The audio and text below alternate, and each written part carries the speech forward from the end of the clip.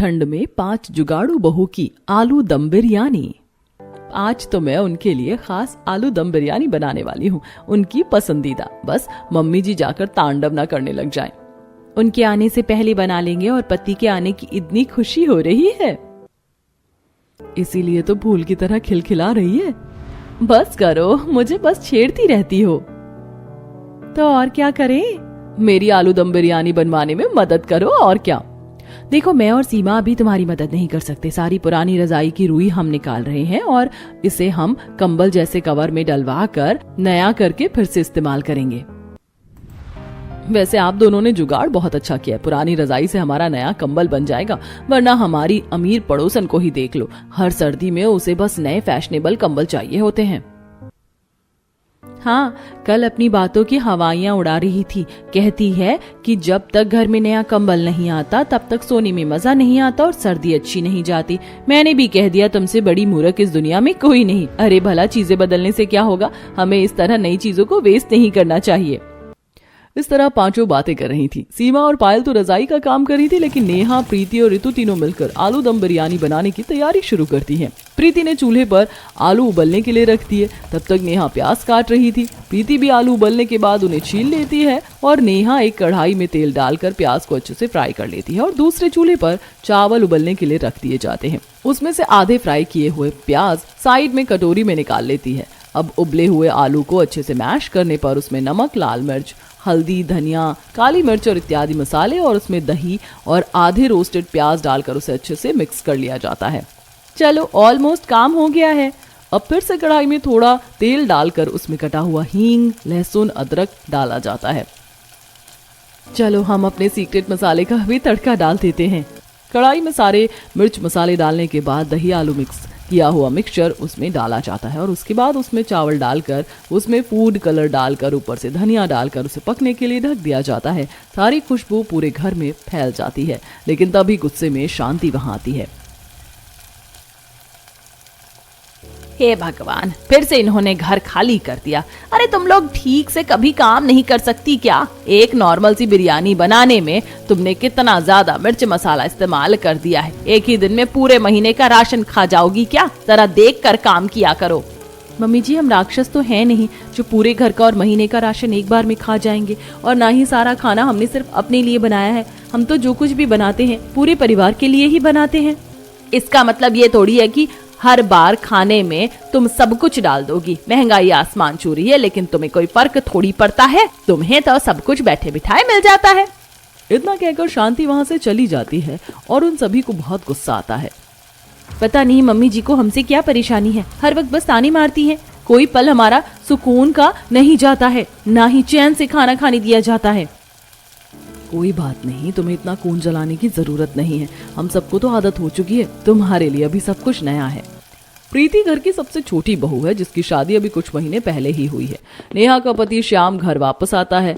दरअसल घर में आरव, यश वही दोनों गांव में रहते थे और बाकी रोहन, श्याम, पवन 3 बेटे दूसरे शहर में नौकरी करने के लिए गए थे, जिसमें से आज श्याम कुछ दिन की छुट्टी बिताने घर आया है और फिर सभी साथ में बैठकर आलू दम बिरयानी खाते हैं। बिरयानी तो बहुत ही स्वादिष्ट बनी है। मजा आ गया खाकर। मुझे भी बिरयानी बहुत अच्छी लगी, मुझे भी बहुत टेस्टी लगी। हाँ सच में भाभी, आप सबके हाथों में तो जादू है। आप बहुत अच्छी आलू दम बिरयानी बनाती हो। हाँ, साथ में एक ही बार के खाने में रसोई का सारा सामान खाली कर देती हैं। माँ, तुम फिर से शुरू हो गई। बेटा, तुम तीनों ना ही बोलो तो ही ठीक है। वहाँ जाने के बाद तुमने कभी ठीक से घर खर्च भेजा नहीं है। यहाँ पता नहीं क्या करते हो इतने पैसों का। मैं जब भी घर में आता हूँ बस हमेशा इसी तरह के ताने सुनता हूँ। कुछ दिन छुट्टी मनाने आया हूँ, उसमें भी शांति नहीं है। इस तरह हल्की चटपट तो खाने के समय हो जाती है। सबके खाना खाने के बाद बाहर आंगन में बहुएं ठंड में बर्तन धो रही थी। ठंडी ठंडी हवा तो हमारी कुल्फी जमा देगी। सही है, आज दोनों दीदी रजाई भरवाने गई हैं। कल तक सब तैयार हो जाएगा, क्योंकि अब ठंड बढ़ेगी तो रजाई की जरूरत तो होगी। घर के कोने में प्रीति अपने फोन से बात कर रही थी। पता है, आज फिर से मम्मी जी हमें सुना रही थी। अरे हम एक वक्त का खाना क्या बनाते हैं, मम्मी जी को तो परेशानी ही हो जाती है। मतलब हम घर में काम करके भी कुछ खाएं पिए ना। इसीलिए तो मैं यहाँ पर हूँ। कम से कम यहाँ रहने के बाद तो घर के कुछ कलेशों से दूर रहने को मिलता है। वहाँ अकेले हो और मुझे अपने परिवार के साथ यहाँ छोड़ दिया, कम से कम मुझे भी ले जाते। उसके बाद शाम हो जाती है और आरव और यश शाम को काम से घर वापस लौटते हैं। वो तीनों बच्चों के लिए ढेर सारी चीजें लेकर आते हैं। मेरी फेवरेट चॉकलेट। हाँ, सिर्फ फेवरेट चॉकलेट ही नहीं, हम तुम्हारे लिए स्कूल का सारा सामान लेकर आए हैं। बहुत सारी पेंसिल, इरेजर और खिलौने वाली ज्योमेट्री भी आजकल बहुत चल रही है। हाँ, आप भी बस बच्चों को अक्सर चीजें लाकर बिगाड़ते रहते हैं। इनकी उम्र में तो चाहिए ही ऐसी चीजें, आखिर अभी नहीं खेलेंगे तो कब खेलेंगे। वहीं बगल में चारपाई पर बैठी शांति। हाँ बिल्कुल, और उड़ाओ पैसे। पैसे तो पेड़ पर उगते हैं ना, जहाँ 1 रुपए की चीज होती है वहाँ 5 रुपए खर्च कर देते हो। शांति फिर से ताना कस देती है, जिसे सुनकर बहुओं का मुंह बन जाता है। इस तरह घर में अक्सर तकरार होती थी। कुछ दिन बाद जब नेहा कढ़ाई में सब्जी बनाने के लिए तेल डालती है। अरे बेटा, ये तेल तो बहुत ही कम है, अगर पति की जेब पूरी तरीके से खाली करनी है तो थोड़ा और तेल डाल दे, ताकि एक अठन्नी चवन्नी तक ना बचे। यहाँ पति कमर तोड़ मेहनत करते हैं, बाकी 3 नालायक आवारा तो वहाँ से 1 रुपए तक नहीं भेजते, और इन दोनों की सारी कमाई यहाँ पर खाने में उड़ा दी जाती है। कुछ भी खाना ज्यादा बनता तभी शांति उन्हें टोकना शुरू कर देती थी, लेकिन बहुएं करती भी क्या, शांति को कुछ जवाब नहीं देती थी, बस चुपचाप अपने काम पर फोकस करती। अभी मैं शांत रहूं तो ही ठीक है। शाम को बहुएं घर का फालतू सामान निकाल रही थी, तब उन्हें एक नीला ड्रम दिखता है जिसमें पानी गर्म करने की रॉड लगी थी। अब इस ड्रम का क्या काम, भाभी इसे फेंक देते हैं। इसे ऐसे कैसे फेंक देते हैं, बिल्कुल नहीं, इसको हम गमले की तरह इस्तेमाल कर सकते हैं और इसमें बेल लगा सकते हैं। मानना पड़ेगा, आपका जुगाड़ू और क्रिएटिव माइंड तो सच में बहुत अच्छा है। दिन गुजर रहे थे। एक दिन जब बच्चे पिज्जा खाने की जिद करते हैं तो बहुएं घर पर पिज्जा मंगवा लेती हैं। तीनों बच्चे खुशी से पिज्जा खा रहे थे। बच्चों को कूड़ा खिलाते हुए सब कितने खुश हो रहे हैं। इतने पैसे फूकने से अच्छा कि थोड़े बहुत पैसे बचा लिए जाएं। तब बहुएं गुस्से में आपस में बात करती हैं।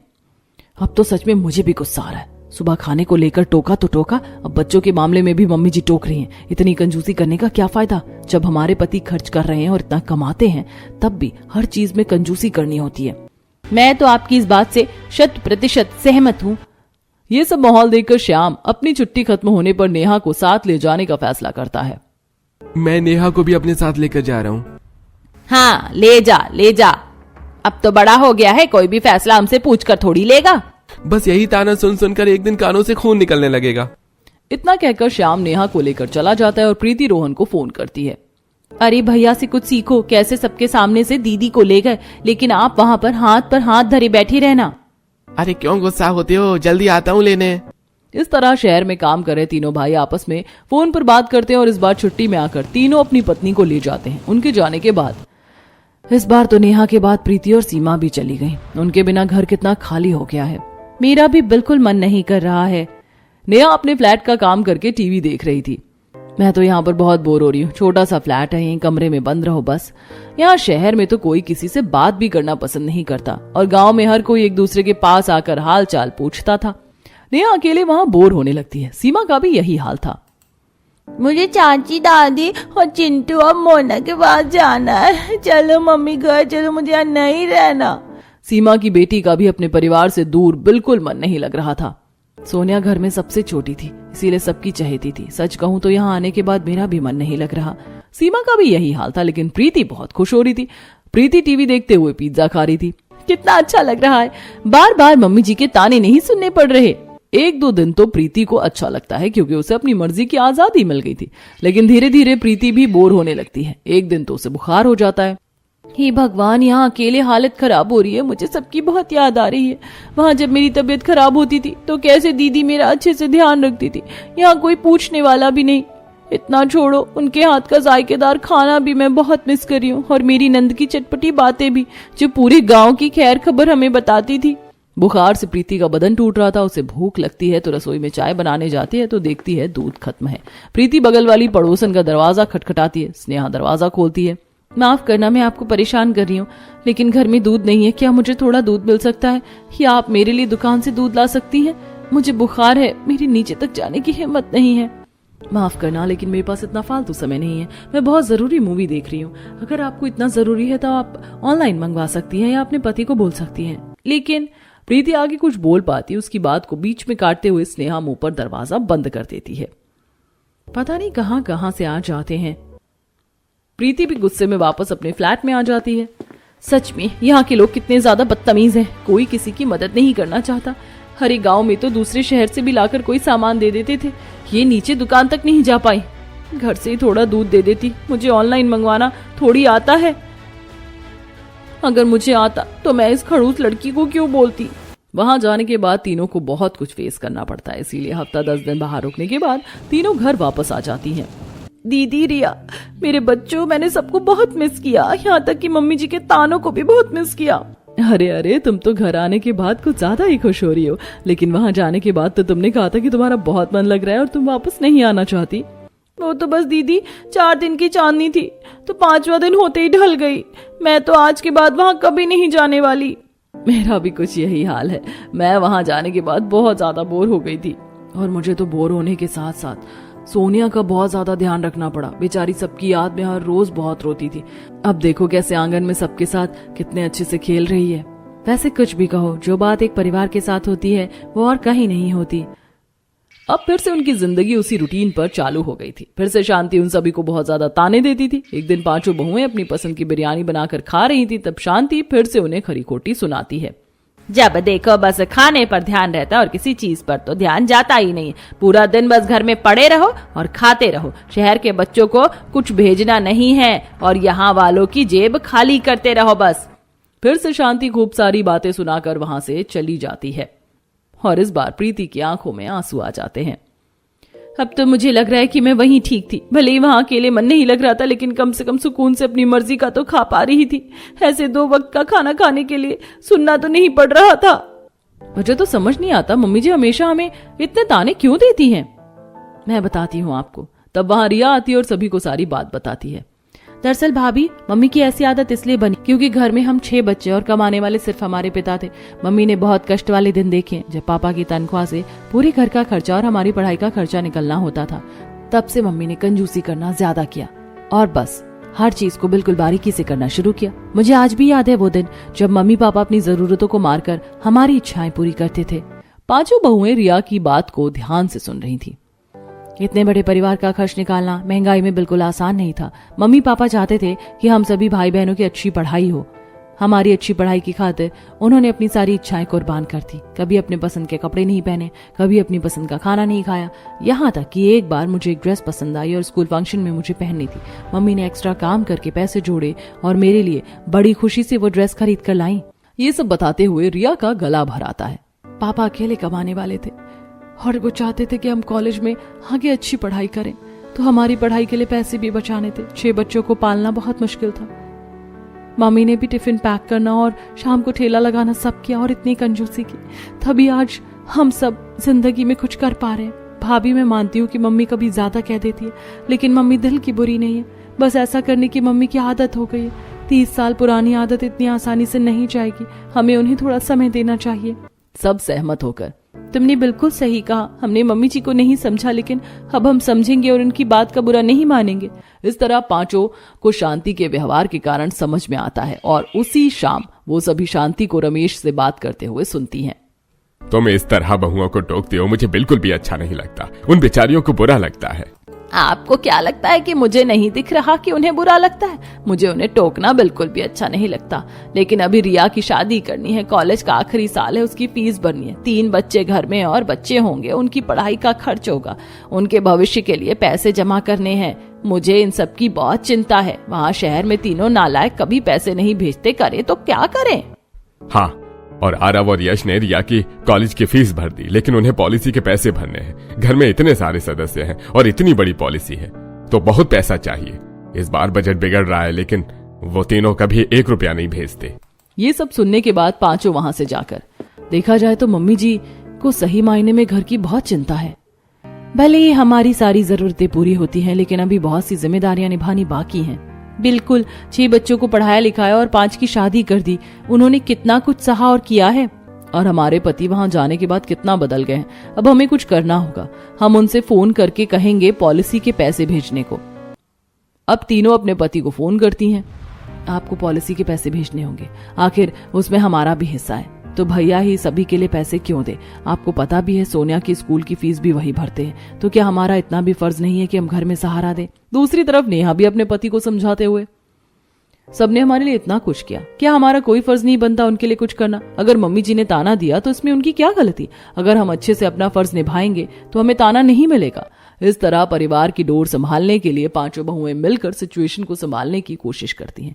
पॉलिसी के लिए शहर वाले बेटे पैसे तो दे देते हैं, लेकिन उन तीनों के पति उन्हें वापस अपने साथ शहर ले जाना चाहते थे और वो तीनों वापस नहीं जाना चाहती थी।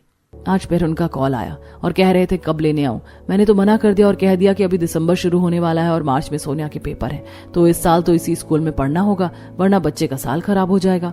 आपने तो बच्चे की पढ़ाई का बहाना लगा दिया, लेकिन मैं क्या करूं समझ नहीं आ रहा। बच्चे की पढ़ाई का बहाना भी कुछ महीने चलेगा, उम्र भर नहीं।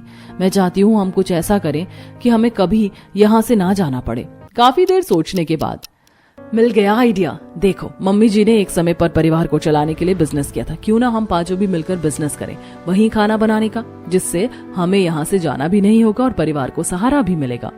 बिल्कुल, हमारी इतनी बड़ी जॉइंट फैमिली है, खर्चे बहुत है और अपने परिवार को अगर बांध कर रखना है तो इससे बेहतर आइडिया कुछ नहीं।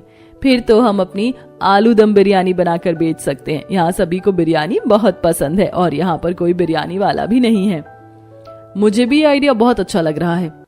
हाँ, हम ऐसा करके घर के लिए कुछ कर सकते हैं और मम्मी जी को फिर थोड़ी चिंता कम होगी। इस तरह पांचों मिलकर ये फैसला लेती हैं और अपने पति से पैसे लेने के बाद वो एक ठेला लेकर आती हैं।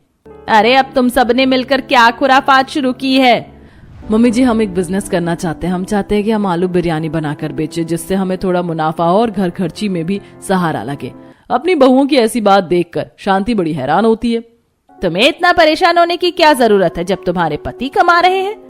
मम्मी जी, हम भी अपने जीवन में कुछ अच्छा करना चाहते हैं। हम चाहते हैं कि हम दिखाएं कि हम बहुत कुछ कर सकते हैं। हालांकि शांति को दिल से बुरा लगता है कि उसकी बहुएं बाहर जाकर काम करेंगी। वो उन्हें सच में परेशान नहीं करना चाहती थी, लेकिन उनकी लगन और जुनून देखकर वो उनका हौसला बढ़ाती है। एक जमाने में मैंने भी काम किया था अकेले, लेकिन तुम 5 हो। तुम मिलकर चाहो तो बहुत कुछ कर सकती हो। अगर तुमने कुछ करने का फैसला किया है तो कुछ इतना बड़ा करना कि तुम्हारा नाम रोशन हो जाए। अपनी सास को इतना सपोर्टिव देखकर पांचों हैरान हो जाती हैं और उन्हें और हिम्मत मिलती है। बस फिर अगले ही दिन पांचों अपने ठेले पर सारा सामान लेकर आलू दम बिरयानी बेचने निकल जाती हैं। आलू दम बिरयानी लो, सर्दी में गर्मा गर्म बढ़िया बढ़िया आलू दम बिरयानी खाओ। एक बार खाओगे बार बार आओगे। पहले दिन उनके पास सिर्फ एक ग्राहक आता है। अरे सच कहूँ तो आपकी आलू दम बिरयानी सच में बहुत स्वादिष्ट है, इसे खाकर तो मजा आ गया। ग्राहक को आलू दम बिरयानी बहुत स्वादिष्ट लगती है। अब अगले दिन फिर से सभी मिलकर बिरयानी बेचने बाहर निकलती हैं। वहां से एक औरत गुजरती है। एक ठेले की बिरयानी बेचने के लिए पूरी मंडली निकली है, कैसा पागलपन है। मजाक उड़ाकर वो औरत वहां से चली जाती है। वैसे एक ठेले पर हम 5 एक साथ आ गए, मिलकर काम करना चाहिए, लेकिन ऐसी मूर्खता नहीं। मेरे पास एक आइडिया है। हम 5 हैं तो हम क्यों ना 5 अलग ठेले लें और अलग अलग जाकर बिरयानी बेचें। इस तरह हमें 5 गुना मुनाफा होगा। ये आइडिया तो बहुत ही कमाल का, फैंटास्टिक है। इस तरह पांचों ही 5 ठेले खरीद कर अलग अलग जगह पर जाकर आलू दम बिरयानी बेचना शुरू करती हैं और पांचों को ही बहुत मुनाफा भी हो रहा था। मुझे तो यकीन नहीं हो रहा कि हर किसी को हमारी आलू दम बिरयानी स्वादिष्ट लग रही है। मेरी आज भी बहुत अच्छी कमाई हुई। मेरी भी आलू दम बिरयानी तभी बिक गई थी। कल से एक्स्ट्रा सामान लेकर जाऊंगी। मुझे खुशी है कि तुम सबको अपने काम में अच्छा लग रहा है। अब पांचों अपनी कमाई के कुछ पैसे शांति को देती हैं। नहीं बेटा, मैं तुम्हारे पैसे नहीं ले सकती, तुमने बहुत मेहनत से कमाए हैं। मम्मी जी, क्यों नहीं ले सकते? आप घर की बड़ी हैं, आपको हमसे बेहतर पता है कि घर खर्च कैसे चलाना है। अब से आप जैसा कहेंगी हम वैसा करेंगे और आप चिंता मत कीजिए। हमने आपको आधे ही पैसे दिए हैं और आधे पैसे हमने बिजनेस फ्यूचर के लिए बचाए हैं। ये सुनकर शांति को बहुत अच्छा लगता है और वो पैसे लेकर उन्हें तिजोरी में रख देती है। ये पैसे भी तुम्हारे भविष्य में ही काम आएंगे। ऐसे ही दिन गुजर रहे थे। एक दिन, भाभी क्या आप मेरे साथ काम से कॉलेज चलोगी? हाँ बिल्कुल, नेकी और पूछ पूछ। पायल रिया के साथ उसके कॉलेज जाती है। वहां पर कॉलेज में काम खत्म करने के बाद, ये शहर में तो कितने बड़े बड़े होटल हैं और यहाँ का नजारा भी कितना अच्छा है। चलो भाभी, एक रेस्टोरेंट में चलते हैं। रिया पायल को एक रेस्टोरेंट में लेकर जाती है, जहाँ पर छत पर ओपन रेस्टोरेंट था और चारों तरफ पेड़ पौधे और सुंदर नजारा था। खुले आसमान के नीचे दोनों एक टेबल पर बैठकर सर्दी में कॉफी का मजा लेते हैं। वाह, ये नजारा तो सच में कितना सुंदर है। मैं तो ऐसा पहली बार देख रही हूँ। उसके बाद दोनों घर वापस आती हैं और इस बारे में जब पायल सबको बताती है, हाँ मैं भी एक बार ऐसे रेस्टोरेंट में गई थी, मुझे बहुत अच्छा लगा था। क्यों ना हम अपने घर के आंगन में छोटा सा ढाबा खोले, जैसे उस छत पर छोटा सा रेस्टोरेंट बनाया था। ऐसा ही हम अपने आंगन में बना सकते हैं तो ग्राहक ज्यादा आएंगे। हाँ, और हम यहाँ बॉनफायर भी कर सकते हैं। सर्दी का मौसम है, आग जलाएंगे और बॉनफायर का कॉन्सेप्ट शहरों में बहुत ट्रेंड में है। सभी को ये आइडिया अच्छा लगता है और अपने आंगन में कुछ टेबल चेयर लगाने के बाद वहां पर आलू दम बिरयानी का बोर्ड लगा दिया जाता है, जिसके बाद वहां ग्राहक आते हैं और वहां पर बीच में बॉनफायर भी जलाई जाती है। प्रीति, नेहा और सीमा तीनों मिलकर आलू मैश करके उसमें मिर्च मसाला डालकर एक पतीले पर चावल उबलने के लिए रख देती हैं और दूसरी तरफ कढ़ाई में तेल डालकर छौंक लगाकर उसमें सारा सामान डालकर बिरयानी पकने के लिए ढक देती हैं। बिरयानी बनने के बाद ग्राहकों को बिरयानी परोसी जाती है। अरे यहाँ की दम आलू बिरयानी खाकर तो मजा आ रहा है। अरे बहुत स्वादिष्ट है, और इतनी सर्दी में बोनफायर के सामने बैठकर खाने में तो और भी ज्यादा मजा आ रहा है। इस तरह उन पांचों ने अपने घर में आंगन में छोटा सा ढाबा बनाने की तो कोशिश की, लेकिन उसमें उन्हें बहुत परेशानी हो रही थी। ग्राहक किसी भी समय आ जाते और घर में बच्चों और बाकी सबको भी रहने में और उनकी प्राइवेसी में भी दखलंदाजी हो रही थी। हमें घर में ढाबा लगाने का आइडिया ड्रॉप करना चाहिए। ठेले का ही आइडिया अच्छा था। ऐसे कैसे भाभी? आपको ढाबा खोलना है तो हम एक बड़ी सी जगह किराए पर ले लेते हैं और वहां पर गार्डन को अच्छे से डेकोरेट करेंगे, छोटा सा टेंट लगा के सामने बॉनफायर करेंगे। सब अच्छा है रिया, लेकिन इतने पैसे नहीं हैं। इतने पैसे क्यों नहीं है बेटा? इतने समय से तुम मुझे जो पैसे दे रही थी मैंने उन्हें बचाया है। लेकिन मम्मी जी, उन्हें हमने खर्च करने के लिए आपको नहीं दिया, रिया की शादी के लिए जोड़ने को दिया था। रिया की शादी के लिए भी पैसे जुड़ जाएंगे। फिलहाल तुम अपने सपनों को उड़ान दो, लगाम नहीं। उनके पति भी उन्हें सपोर्ट करते हैं और सभी की सपोर्ट की मदद से पांचों मिलकर 2 फ्लोर की आंगन के साथ बिल्डिंग रेंट पर लेते हैं। नीचे ढाबा होता है और आंगन को सुंदर तरीके से सजाया जाता है। वहां पर छोटे छोटे टेंट लगाए जाते हैं ताकि सभी बॉनफायर के सामने अपना खाना एंजॉय कर सके। और उसकी दूसरी मंजिल की छत पर जैसा पायल ने सुंदर रेस्टोरेंट देखा था वैसा ही रेस्टोरेंट तैयार किया जाता है। खुले आसमान के नीचे छत पर टेबल और चेयर के साथ सुंदर गमले वहां सजाए जाते हैं। अब उनके ढाबे पर भीड़ होती है। कभी गांव में इतना अच्छा ढाबा नहीं देखा। ऊपर छत पर कितना अच्छा नजारा है। नीचे गार्डन में बॉनफायर के चारों तरफ बैठकर, अरे भाई, सर्दी में बोनफायर का आइडिया कितना अच्छा है। पूरे गांव में ऐसा किसी ने नहीं सोचा होगा। बोनफायर के सामने आलू दम बिरयानी खाने का तो मजा ही अलग है। सच में कितना सुकून लग रहा है। यहीं पास में रहने को होटल होता तो और अच्छा होता। रात को यहाँ बॉनफायर के सामने पार्टी करते तो मजा आता।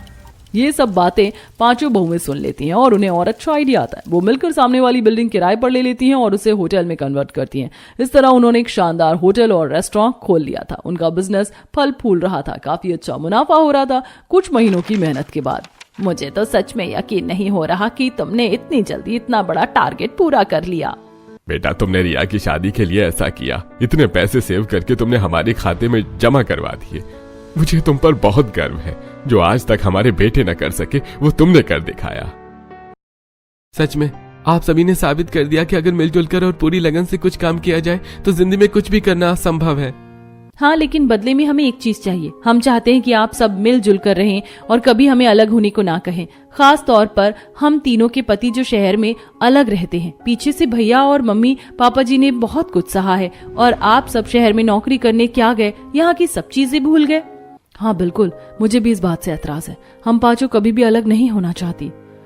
वहीं जब बड़े भैया ने हम में से किसी के भी खर्च के लिए या व्यवहार में भी भेदभाव नहीं किया तो आप तीनों कैसे सब भूल सकते हैं। प्रीति, सीमा और नेहा के पति को ये सब सुनकर शर्मिंदगी महसूस होती है और उन्हें अपनी गलती का एहसास होता है। आज से हम भी गांव में ही रहना पसंद करेंगे। परिवार से दूर रहने के बाद परिवार से मोह खत्म हो जाता है। अब यहाँ चाहे हमें कम पैसे मिले लेकिन हम यहाँ अपने परिवार के साथ रहना चाहेंगे। इस तरह आखिर में परिवार में जितने भी गिले शिकवे थे सब खत्म हो जाते हैं और आखिर में पूरा परिवार मिलजुल कर गाँव में रहता है और अपने इस छोटे से आलू दम बिरयानी के बिजनेस को बहुत ही ऊंचाई तक पहुंचाता है।